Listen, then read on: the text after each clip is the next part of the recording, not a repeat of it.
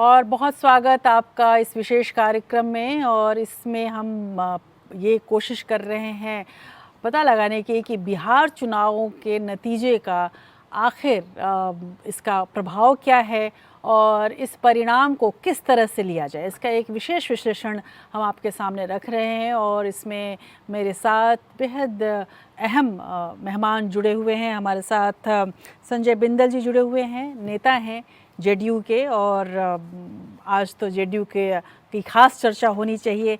भीमसेन सिंह जी हमारे साथ जुड़े हुए हैं, प्रोफेसर भीमसेन सिंह, राजनीतिक विश्लेषक और चुनावों के जानकार। हमारे साथ विक्रांत यादव, वरिष्ठ पत्रकार, और मैं इनको मजाक में कहती हूँ कि बिहार की गली गली छानकर रिपोर्ट लाने वाला ख़ास पत्रकार।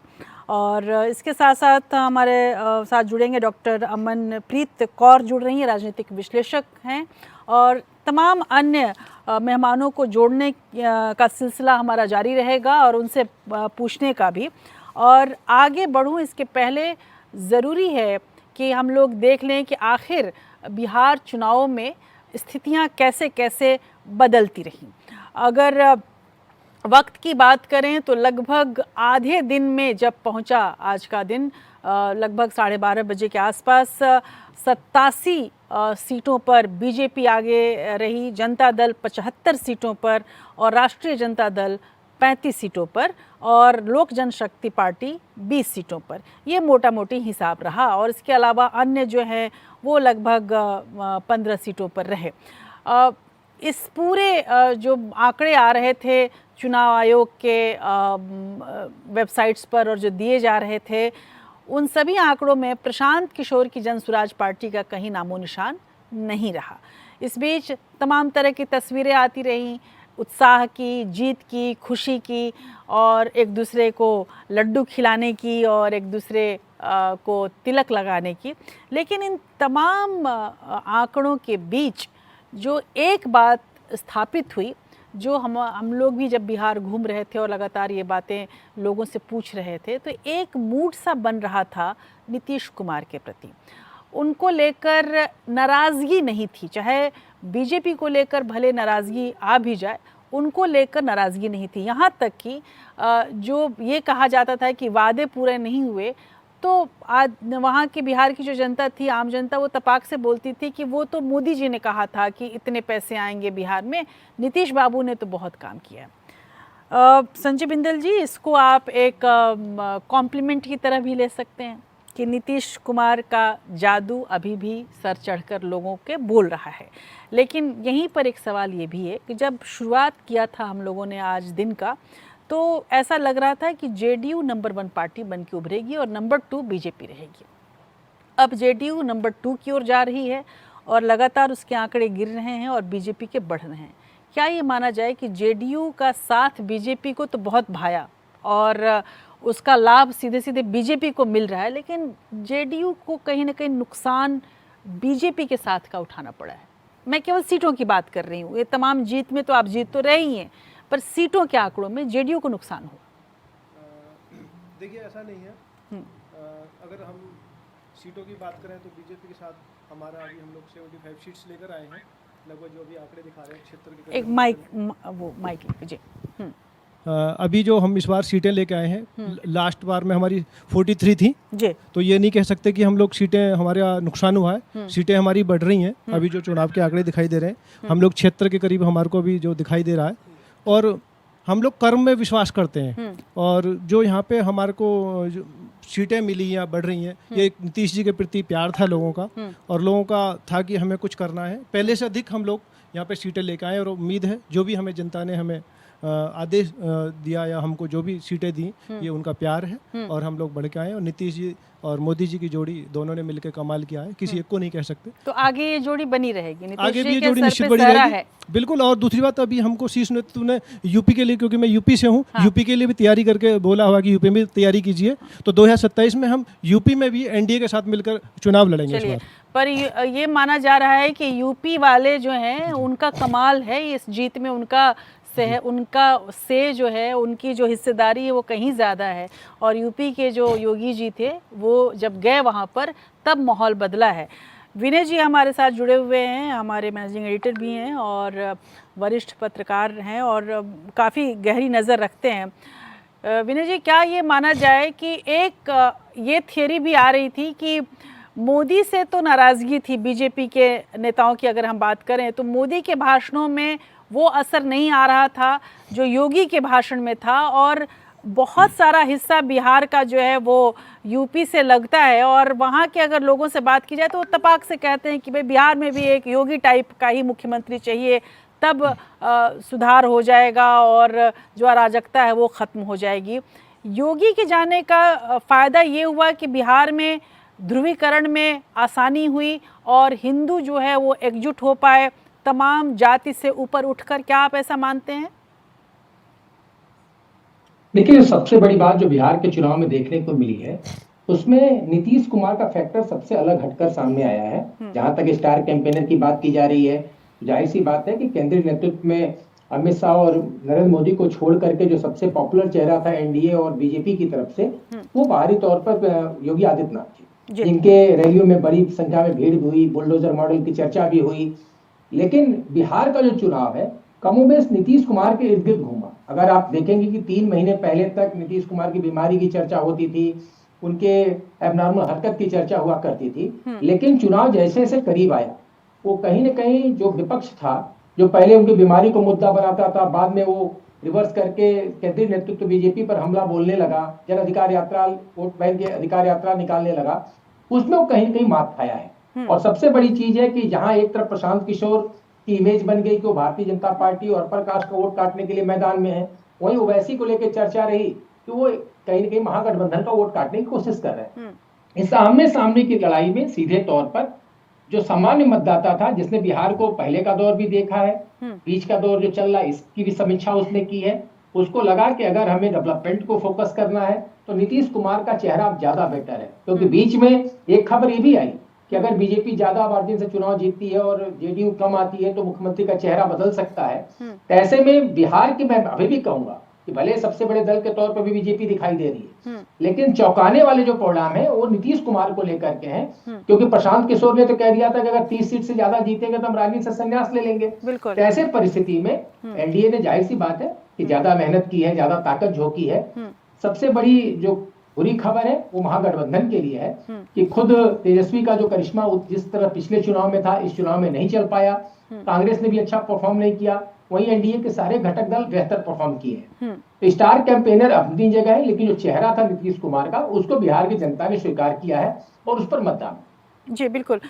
विक्रांत, अगर ये देखा जाए, अगर हम बात नीतीश कुमार की कर रहे हैं और प्रशांत किशोर की, जैसा कि विनय जी ने भी कहा कि प्रशांत किशोर ने शुरुआत जब की थी तो उन्होंने पहला हमला नीतीश कुमार पर किया, उसके बाद लालू यादव और तमाम आरजेडी पे तो लगातार हमलावर रहे, पर धीरे धीरे प्रशांत किशोर का हमला नीतीश कुमार के ऊपर नहीं था, वो नहीं बोलते थे नीतीश कुमार पर ज़्यादा। यहाँ तक कि तेजस्वी यादव भी नीतीश कुमार को चाचा ही कह के संबोधित करते रहे। तो नीतीश का विरोध जो एक होना चाहिए या एक जो परसेप्शन बनना चाहिए था कि नीतीश कुमार के अंदर भी कोई कमी है, वो बना ही नहीं। इसका शायद इसके पीछे ये भी था कि बहुत हद तक पार्टी डर रहे थे, क्योंकि नीतीश की एक छवि है ऑलरेडी कि वो एक ईमानदार नेता हैं, वो अच्छा कर रहे हैं, महिलाओं के लिए बहुत काम करते हैं।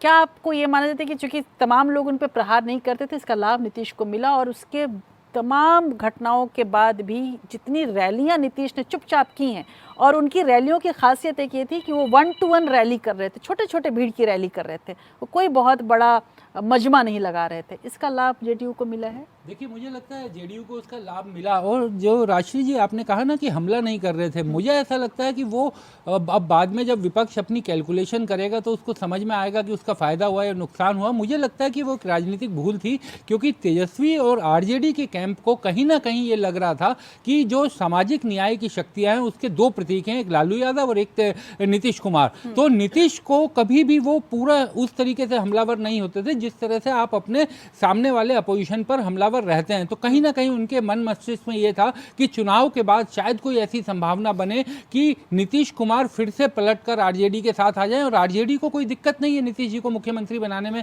तेजस्वी के सामने पूरी उम्र अभी बची है, उनकी राजनीतिक पारी अभी लंबी है। लेकिन ये एक भूल की उन्होंने, और नीतीश कुमार का आपको याद होगा वो विजुअल, वो बहुत ही टर्निंग पॉइंट विजुअल था, क्योंकि नीतीश जी की सेहत को लेकर के तमाम सवाल उठते रहे। लेकिन जिस दिन वो भयानक बारिश आ रही थी, नीतीश कुमार के हेलीकॉप्टर भी नहीं उड़ पाए, तेजस्वी अपने घर से अपनी रैली को फोन से उन्होंने संबोधित किया, लेकिन नीतीश निकल गए बाय रोड, और बाय रोड जाकर के वो लोगों से मिले। और वो जब विजुअल आए, दृश्य देखे लोगों ने, तो जो नीतीश के स्वास्थ्य को लेकर जो तमाम चर्चाएं थी वो भी लोगों के जहन से बाहर निकल गई। लेकिन मुझे जो एक मोटा चीज दिखाई दे रही है अभी तक के आंकड़ों के आधार पर, उससे ये साफ दिखाई दे रहा है कि बीजेपी और जेडीयू, इनको पैन बिहार में सफलता मिली है और आरजेडी केवल अपने पॉकेट्स में कुछ सफलता पा पाई है। आरजेडी अभी तक जो कुछ देर पहले की वोटिंग थी उसके मुताबिक 25 लाख के करीब वोट मिले आरजेडी को, सबसे ज्यादा। जेडीयू को उनसे कम मिले 21 लाख के करीब, और बीजेपी को आरजेडी से कम वोट मिले। लेकिन क्योंकि उनको पैन बिहार वोट मिला है, तो इससे उनके सीट का जो नंबर है वो बहुत आगे निकलता हुआ दिखाई दे रहा है। जी बिल्कुल। और अमनप्रीत जी हमारे साथ जुड़ी हुई हैं और चलूंगी उनके पास। पहले एक बार फिर से आपको कुछ बड़ी खबरों से रूबरू करा दूं। बिहार के वोटों की गिनती में देखा जाए तो सीमांचल में कांटे की टक्कर चल रही है। राघोपुर सीट से अभी तेजस्वी वैसे आगे हो गए हैं और 6 राउंड के बाद वो आगे हुए हैं। सीमांचल के 16 सीटों में लगभग एनडीए जो है वो 8 सीटों पर आगे है और राघोपुर सीट से तेजस्वी यादव निकल रहे हैं। अब हालांकि शुरुआती दौर में देखा गया था कि वो पीछे हो गए थे 3000 सीटों से, ये भी खबर आई कि लगभग 10,000 सीटों से गिनती से वोटों से पीछे चल रहे थे। लेकिन उसके बाद उन्होंने बाउंस बैक किया और वो आगे आ गए। 61 पर लड़ रही कांग्रेस अभी तक केवल 6 सीटों पर ही बढ़त बना पाई है। कांग्रेस बहुत बड़ी बोझ बनी तेजस्वी के लिए शायद, और महागठबंधन के लिए खासकर, और जिसकी वजह से जैसा कि हमारे विश्लेषक भी कह रहे हैं कि एनडीए और महागठबंधन में 2 अंतर है। एक तो ये कि एनडीए के हर एक गठबंधन के तमाम जो दल हैं उन लोगों ने भी अच्छा प्रदर्शन किया। उधर महागठबंधन में अगर आरजेडी को हटा दिया जाए तो बाकी जो पार्टियां थीं वो एक तरह से उसको डुबा कर लेके चली गई। पर अमनप्रीत जी, मैं इसको माई की ही जीत मानती हूँ। MY ही फैक्टर इस बार शायद बिहार में काम किया है, पर ये माई जो है वो मुस्लिम और यादव नहीं बल्कि महिला और यंग वोटर्स हैं। आपको क्या लगता है कि महिलाओं ने वाकई इस बार मन बनाया, और मन ही नहीं बनाया, वो चुपचाप से घूंघट में रह के उन्होंने अपनी ताकत दिखा दी है?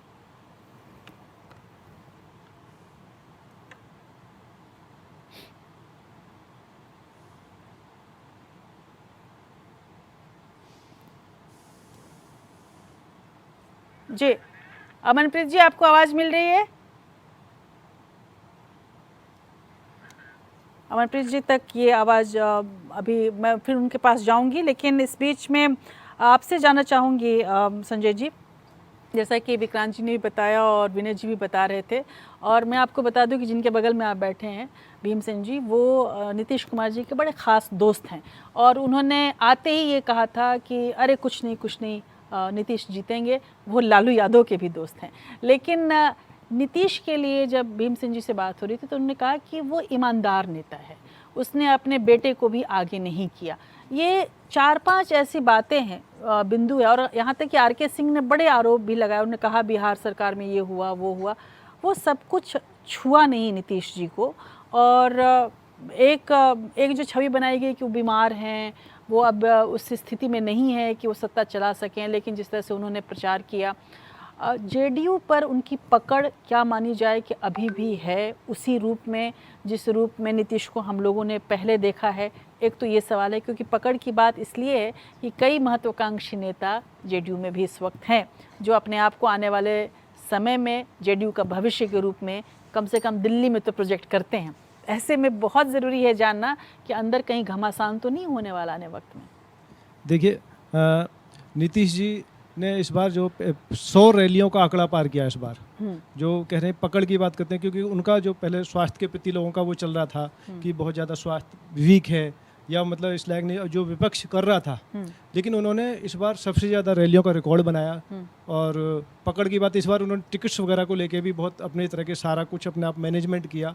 तो नीतीश जी आज भी हमारी पार्टी में सर्वसर्वा हैं और पूरा पार्टी में हर चीज़ उन्होंने अपने हिसाब से की है और आगे भी वो हमारे राष्ट्रीय अध्यक्ष के साथ साथ मुख्यमंत्री रहेंगे। तो चलिए, और जिस वक्त आप ये बता रहे हैं उसी वक्त जेडीयू के लिए एक अच्छी खबर है कि जेडीयू और बीजेपी के बीच जो फासला है सीटों का, इलेक्शन कमीशन के हिसाब से वो अब कम हो गया है। शुरुआती दौर में पहले जेडीयू आगे थी, बीजेपी पीछे थी, फिर बीजेपी आगे हुई और जेडीयू पीछे हुई, और ये जो पिछड़ापन हुआ था वो काफ़ी लंबी दूरी तय कर रहा था। अब लगभग 79 सीटों पर जेडीयू है और 85 सीटों पर बीजेपी है। ये इलेक्शन कमीशन की साइट बता रही है। तो इसका मतलब ये है कि अब धीरे धीरे आंकड़े ऐसा ना हो कि दोनों ही दलों में मैच टाई सा लगे और दोनों ही दल बराबरी की संख्या में पहुंचे। और आपको जानकर खुशी भी होगी कि बीच में एक वक्त ऐसा आया था कि दोनों ही दल समान 81 सीटों पर थे और ऐसा लग रहा था कि दोनों ही का मैच टाई होने वाला है। भीमसेन जी, नीतीश कुमार का 3 रूप में आपने उनको देखा है। एक वो दौर था जब वो लालू के साथ थे, जब आप लोग इमरजेंसी में साथ काम कर रहे थे। दूसरा दौर जब वो राजनीति में आए और लालू के एक तरह से नंबर 2 रहे, और उसके बाद फिर उन्होंने पार्टी बनाई और अलग हुए और धीरे धीरे करके आज की तारीख में कद्दावर नेता के रूप में तो जाने ही जाते हैं। एक साथ साथ उनकी एक छवि ये भी है कि वो क्या निर्णय लें ये ब्रह्मा भी नहीं बता सकते हैं कि अगले पल नीतीश कुमार क्या सोचेंगे।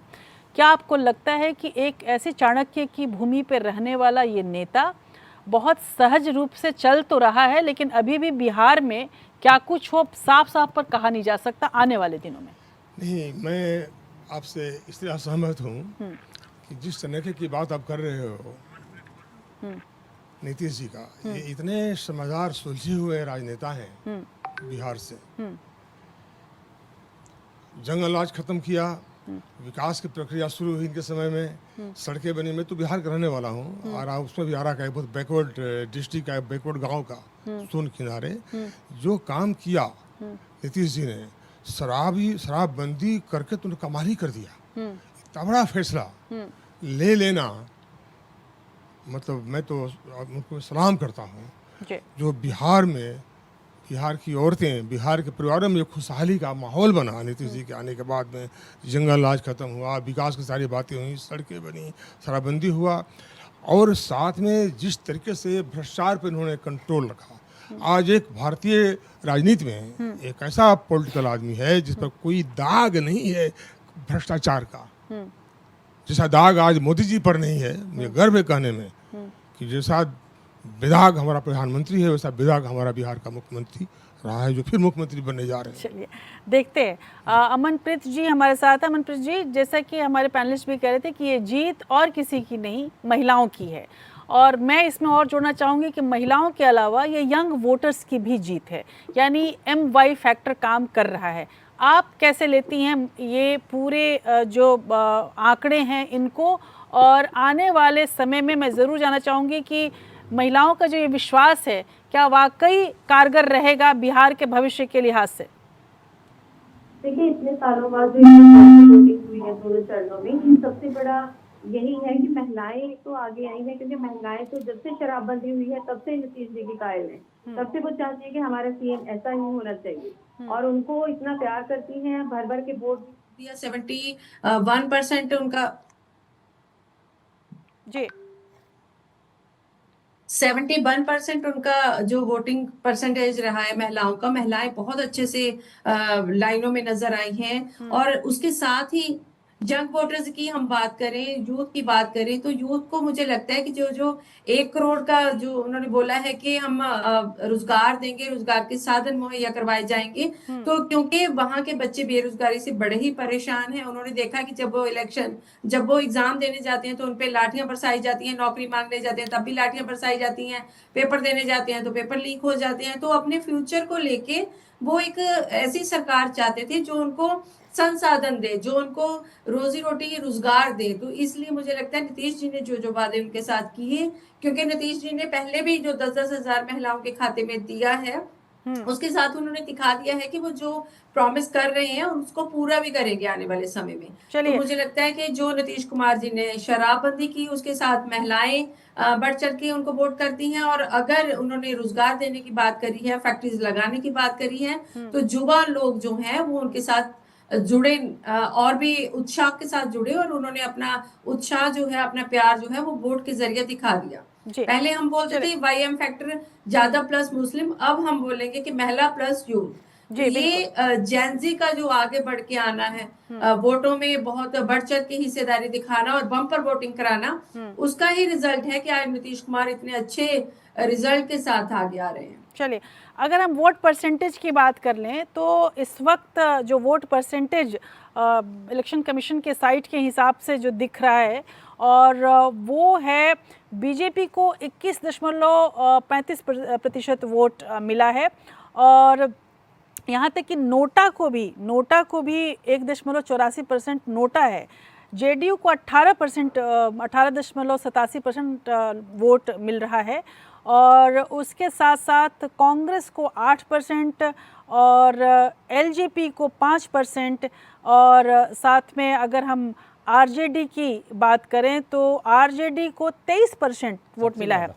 सबसे ज्यादा वोट मिला है, बात जो मैं आपको कह रहा था। बिल्कुल। और ये बड़ा मतलब वोट की संख्या परसेंटेज ज़्यादा है, लेकिन सीटों में कन्वर्ट नहीं हुआ, यानी कि जो आप कह रहे थे कि पॉकेट्स में वोट मिले। बिल्कुल, देखिए अगर इसी आंकड़े को हम देखें तो करीब 26 लाख वोट मिले हैं आरजेडी को, करीब 21 लाख मिले हैं जेडीयू को, और करीब 25 लाख 25 लाख मिले हैं बीजेपी को। तो सबसे ज्यादा वोट मिले हैं आरजेडी को, लेकिन उसकी सीटें देखिए अभी आप 31 के आंकड़े पर अटकी हुई है आरजेडी, और बीजेपी 87 और वो 79 जेडीयू। इसका मतलब बीजेपी एनडीए के गठबंधन को पैन इंडिया वोट मिल रहा है, और आरजेडी अपने पॉकेट्स में वोट ला रही है, और वो इतनी बड़ी जीत ले रही है उन पॉकेट्स में, लेकिन वो केवल उन्हीं पॉकेट्स में, उनसे बाहर नहीं निकल पा रही। तो सबसे बड़ी बात जो की जा रही थी कि अगर एनडीए, माफ कीजिएगा, महागठबंधन को अपना विस्तार करना है तो उसे एमवाई समीकरण से बाहर निकलना पड़ेगा, मुसलमान और यादव इसके प्लस वोट करने पड़ेंगे।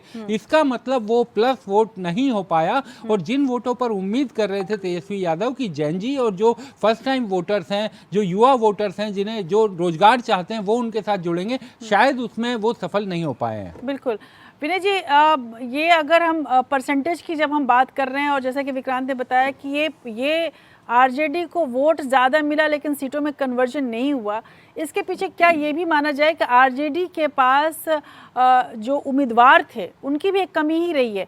बीजेपी की जो एक तरह से जो चुनाव था उम्मीदवारों का, वो बहुत सोच समझकर उन्होंने चुनाव किया। यहाँ तक कि ये भी कहा जा रहा था कि बहुत सारी जेडीयू की सीटें थीं जिस पर कैंडिडेट बीजेपी ने अपनी रिसर्च के बाद रखवाया। क्या आपको लगता है कि ये बीजेपी का जो रणनीति थी उम्मीदवार बनाने का, वो बहुत ही कारगर रहा है, और जिसका कोई जवाब आरजेडी कांग्रेस के पास नहीं था?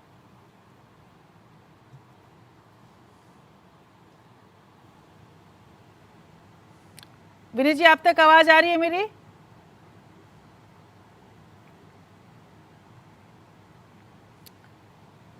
चल, विनय जी से ये पूछूंगी सवाल, क्योंकि ये बहुत अहम सवाल है, क्योंकि खासकर जी विनय जी, आप अपने ऑडियो को अनम्यूट कीजिए प्लीज। आपको, हाँ, सवाल मुझसे था? जी, आपसे सवाल था ये। जी देखिए, जहां तक अभी तक वोटिंग परसेंटेज का आप जिक्र कर रही थी, अभी पैन इंडिया का जिक्र किया सहयोगी साथी ने कि बीजेपी एनडीए को पैन इंडिया वोट मिला है, तेजस्वी और उनके गठबंधन को एक पॉकेट का वोट मिला है। कई बार तो ऐसा भी देखा गया है कि जो दल विपक्ष में है उसको ज्यादा वोटिंग परसेंटेज मिले, लेकिन जिसके कम परसेंटेज थे वो सरकार बनाने में कामयाब हुआ। इसका बेसिक जो नेचर अभी तक समझ में आया है कि तेजस्वी को ये लग रहा था जो उनका एमओआई फैक्टर है उसको ज्यादा फोकस करके चुनाव लड़ा जाए, उसको ज्यादा अगर वोट में कन्वर्ट कर ले जाएंगे तो हमें कामयाबी मिलेगी।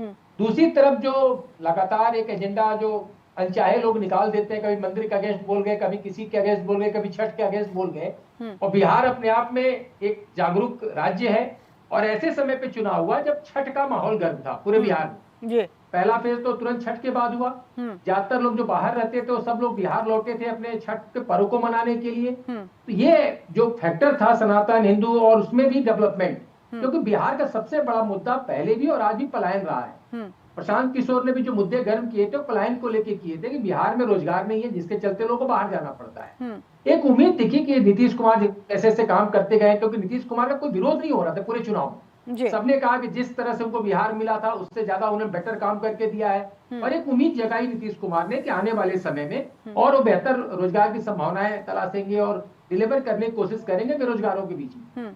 मुझे लगता है उसका एक असर हुआ है। और जहां तक तेजस्वी और कांग्रेस के गठबंधन का सवाल है, अगर आप देखेंगी कि नॉमिनेशन का दौर शुरू हो चुका था, तब तक इनके सीट शेयरिंग का फार्मूला तय नहीं था। अंततः बहुत जद्दोजहद के बाद आपने तेजस्वी को अपना नेता माना। दूसरी तरफ एनडीए की सीट शेयरिंग हो चुकी थी, लेकिन एनडीए में भी एक बात की दुविधा चल रही थी कि सीएम चेहरा कौन होगा। और एक रैली में तो अमित शाह जी ने बोल ही दिया था कि बाद में विधानमंडल दल तय करेगा।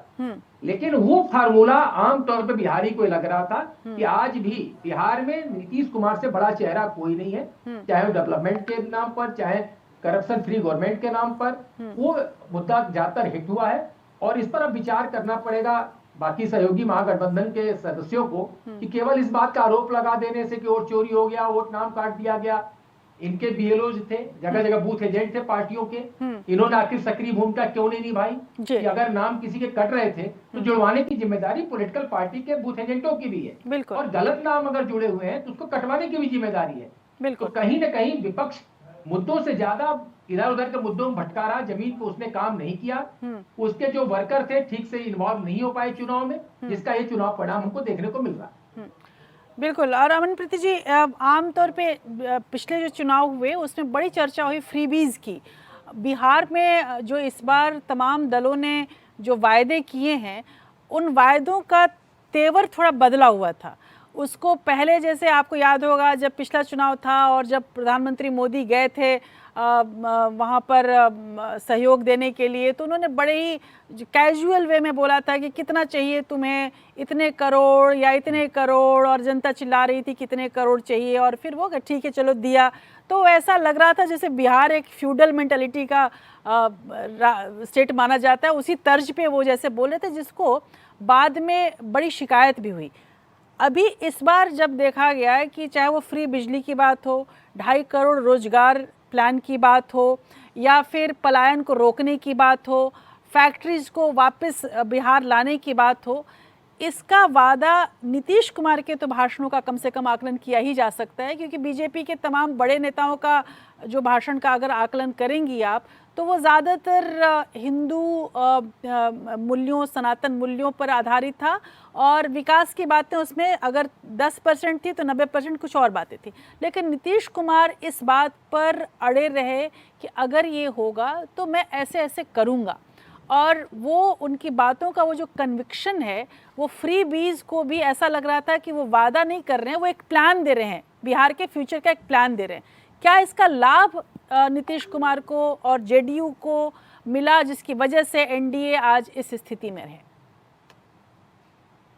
देखिए, एनडीए की बात करें तो उसमें बाकी जो पॉलिटिकल दल हैं उसको छोड़ दिया जाए, नीतीश कुमार के जेडीयू की बात करें हम, तो उन्होंने जो वायदे किए, जो अपना स्पीचेस में बोला, वो तो उन्होंने पहले भी बिहार के लोगों के लिए करके दिखा दिया था। शराबबंदी जो इतनी मुश्किल थी उन्होंने वो करवाई, महिलाओं को फायदा हुआ, आर्थिकता जो हर परिवार की आर्थिकता प्रभावित हुई, उसमें फायदा हुआ लोगों का। उसके बाद अगर लड़कियों को साइकिल देने की बात आई तो उसमें भी उनको कुछ ना कुछ रियायत ही मिली कि चलो वो दूर दूर स्कूल में जाते हैं तो उनको मदद हो गई कि साइकिल पे चले जा रहे हैं। हालांकि अभी भी बिहार के बहुत सारे गांव ऐसे हैं जहाँ पे बिजली नहीं है, जहाँ पे बच्चों के स्कूल इतनी दूर हैं कि उनको नदी पार करके जाना पड़ता है, और नदी के ऊपर प्रॉपर ब्रिज भी नहीं है।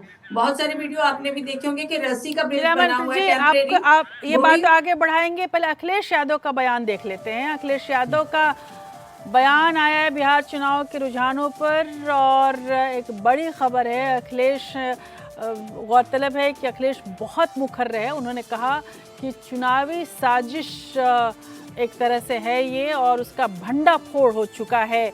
अखिलेश यादव ने कहा कि बिहार में एसआईआर में के जरिए खेल किया गया, और एक और बात आगे आ रही कि अब आगे हम ये खेल नहीं खेलने देंगे किसी को। गौरतलब है कि 2027 में यूपी में भी चुनाव है, पश्चिम बंगाल, तमिलनाडु और यूपी, और बाकी जगह पर ये अब नहीं हो पाएगा।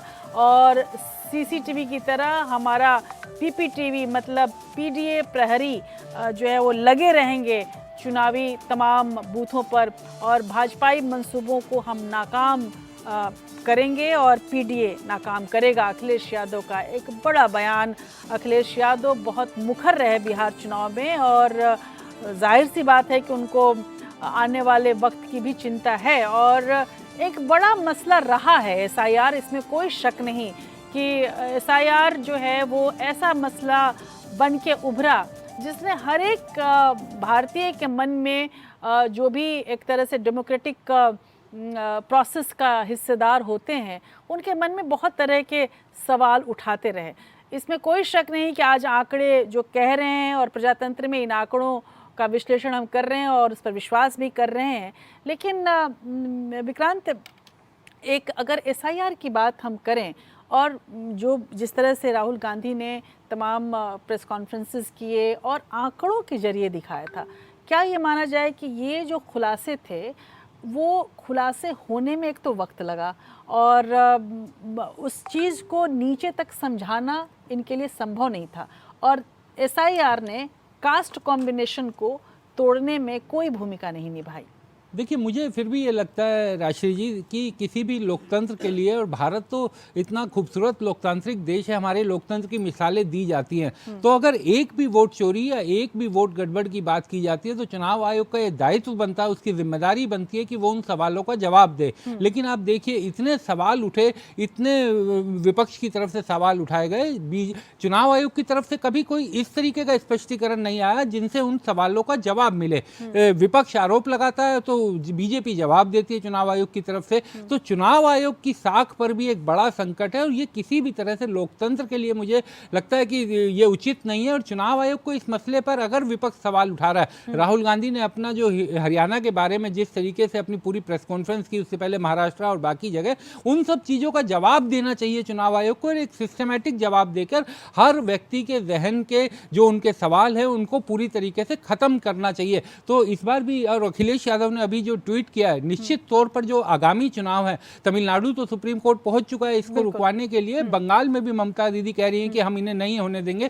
तो विपक्ष अब ये समझ रहा है कि इसके जरिए गड़बड़ी की जा रही है, तो चुनाव आयोग की जिम्मेदारी है कि वो बताए कि जो आपके सवाल हैं उनके ये जवाब है। और परसेंटेज पे भी जो बात चल रही थी उसमें कहा जा रहा था कि परसेंटेज जो चुनावों का बढ़ा हुआ, पोलिंग का बढ़ा हुआ दिख रहा था, क्योंकि बहुत सारे वोट काट दिए गए, तो उस लिहाज से देखा जाए तो परसेंटेज बढ़ गया। तो अगर पुराने वोट्स को डाला जाता तो शायद ये परसेंटेज नहीं दिखता। देखिए, बिल्कुल। लेकिन एक और बात है बिंदल साहब आपसे कि वो जो कि आपकी बड़ी शिकायत कर रहे थे, और पिछली बार तो बहुत हमलावर थे, इस बार भी उन्होंने शुरुआत हमले से किया था, चिराग पासवान जी, और वो अकेला जो आपका सहयोगी है जो बहुत हद तक आपको पसंद नहीं करता है, क्योंकि उसके लिए आपकी पार्टी और आपके नेता सबसे बड़ी बाधा हैं उनके भविष्य को लेकर।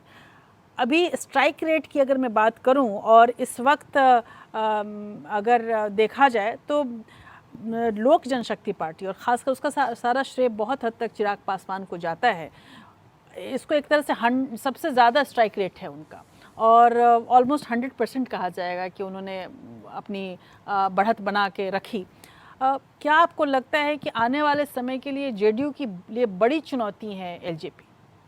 देखिए, हम ऐसा नहीं कहेंगे, क्योंकि अभी हम लोग सब साथ हैं और आगे भी मिलकर सब साथ रहेंगे, तो कोई एक दूसरे के लिए खतरा नहीं है, क्योंकि हम एनडीए का पार्ट हैं, चाहे वो चिराग पासवान जी हो, चाहे हमारे जेडीयू हो, तो हम सब लोग मिलकर साथ लड़ रहे हैं, तो आगे भी ऐसा ही रहेगा। हाँ, लेकिन अगर कल को चिराग जी युवा भी हैं और दमदार भी हैं और देखना भी चाहते हैं, उनके पिता का भी यही सपना था कि एक बार वो मुख्यमंत्री बनते बिहार का, अगर चिराग जी को मुख्यमंत्री बनाना पड़े तो क्या नीतीश कुमार जी अपने, अगर वो भी भतीजे ही लगेंगे, प्यारे भतीजे को ये पद दे देंगे?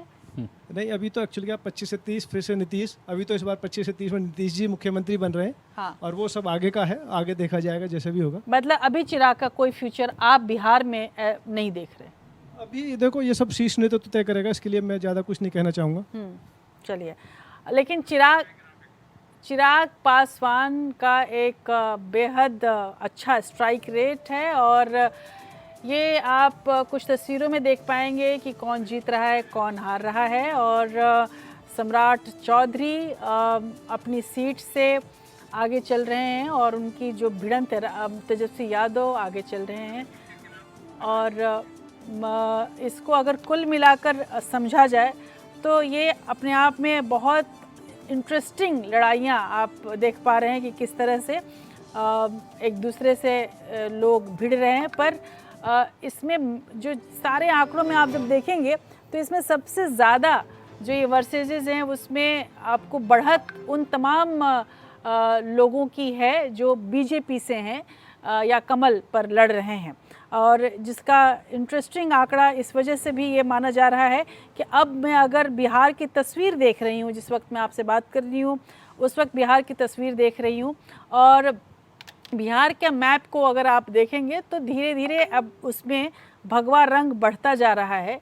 और जैसा कि हमने आपको पहले ही बताया कि जो आरजेडी है वो एक पॉकेट में ही हरा हरा दिख रहा है, पर बाकी जगह पे भगवा रंग और जेडीयू का रंग बढ़ता जा रहा है। इस बीच 6 बजे पीएम मोदी बीजेपी के मुख्यालय पहुंच रहे हैं और पूरी तैयारी दिल्ली में हो चुकी है बीजेपी के जीत की, एनडीए की जीत की। और इसमें जाहिर सी बात है कि नीतीश कुमार के सर पर ये सेहरा बांधा जाएगा और नीतीश को अभी कहीं से भी बीजेपी नकार कर नहीं चल रही है, क्योंकि जो आंकड़े बता रहे हैं लगभग 1 बजे अगर हम दिन की बात करें तो 88 भारतीय जनता पार्टी के पास सीटें हैं और 80 सीटें जनता दल के पास हैं और आरजेडी 31 सीटों पर है। यानी कि अगर आरजेडी से बीजेपी जो है उसके डबल से भी ज़्यादा जा चुकी है और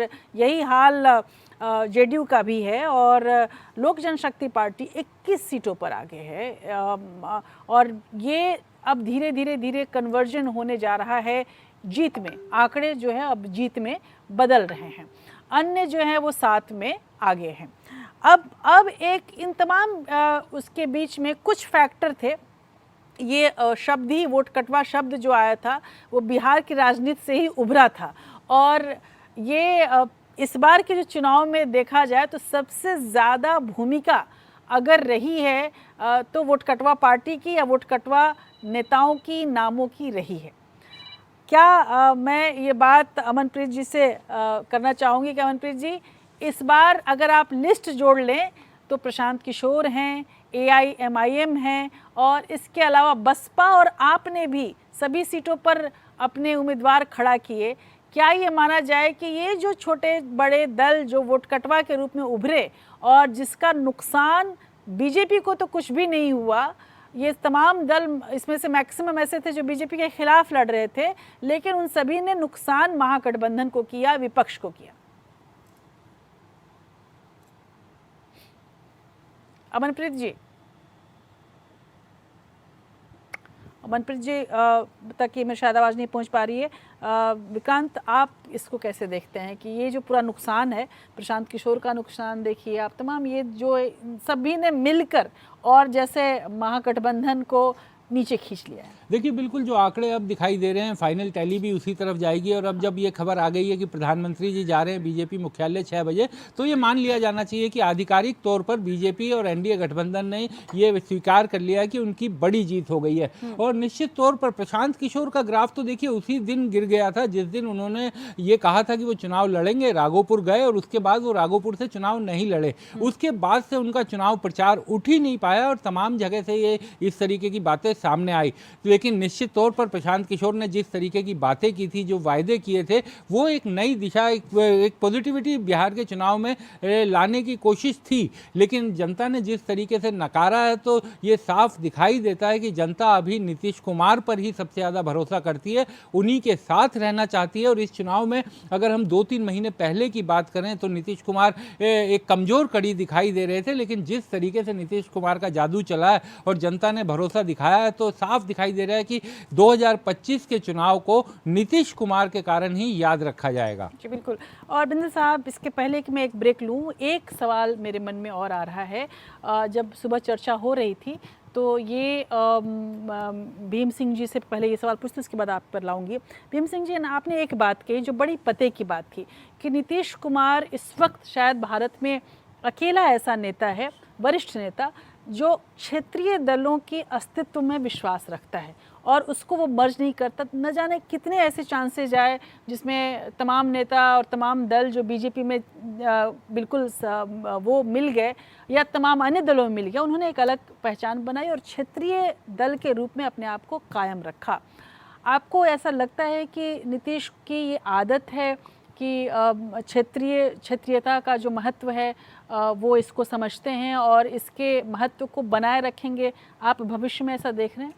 देखिए जी, नीतीश जी की अपनी ताकत है, अपना परसेप्शन है, बेस्ड ऑन योर एक्सपीरियंस, उनका अपना आत्मविश्वास है कि मैं आत्मविश्वास उनका है कि मैं जिंदा रहूंगा पॉलिटिकली तो मैं क्षेत्रीय एक छत्रक के रूप में जिंदा रहूंगा। हाँ। उन्हें दिखा भी दिया है, इस बार भी दिखाया है। हाँ। लेकिन साथ में उनका जो विजन है वो राष्ट्रीय है जी। और वह भाजपा के साथ है, इसमें कोई दो मत नहीं है और इसीलिए देश मजबूत है। चलिए, तो ये माना जाए कि जो क्षेत्रीय दलों की ताकत है, नीतीश ने अपनी ताकत के हिसाब से ज़रूर दिखाई है। भले ही आंकड़ों में बीजेपी आगे निकल गई है नीतीश को पीछे छोड़कर, नीतीश का मतलब जेडीयू को पीछे छोड़कर, लेकिन बिहार की जीत, अगर एनडीए की जीत कहा जाए तो एनडीए को जीत नीतीश ने ही दिलवाई है, इसमें कोई शक नहीं। अब जिस तरह से उन्होंने बातें की, जिस तरह से उन्होंने वायदे किए,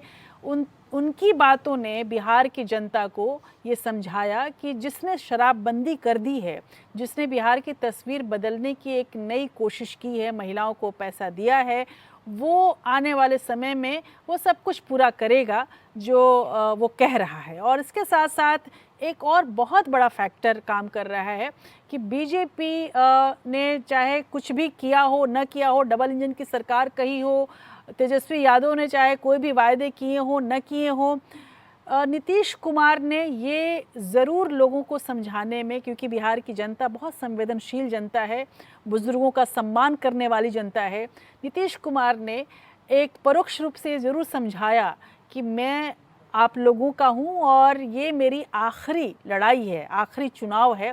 और इस बात को जनता ने माना भी और उनका मान भी रखा, उनका सम्मान भी रखा और उनको ऐसी जीत दी है जिसकी शायद उनके दल के लोगों को भी उम्मीद नहीं रही होगी। बहरहाल ये सिलसिला आगे जारी रहेगा और आप हमारे साथ बने रहेंगे। हम तमाम बिहार के चुनाव के तमाम पहलुओं पर विश्लेषण करते रहेंगे। फिलहाल एक ब्रेक। नमस्कार।